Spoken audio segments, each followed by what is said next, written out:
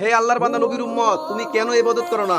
এই দুনিয়ার মায়া পড়া তোমার রবকে ভুলে গেছো। তোমার রব তোমাকে কখনো ভুলে নাই। তোমাকে রাত্রে ঘুম পাড়াইতেছে। মানুষ তো ঘুমের ওষুধ খেয়েও ঘুমাইতে পারে না। মানুষ কাজ করে খাইতে পারে না। আল্লাহ তাআলা তোমাকে খাওয়াইতেছে।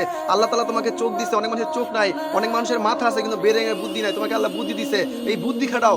দুনিয়া লাইনে বুদ্ধি না খাটাও, আখিরাতের লাইনে বুদ্ধি খাটাও। এই দুনিয়া ক্ষণস্থায়ী, আখিরাত চিরস্থায়ী।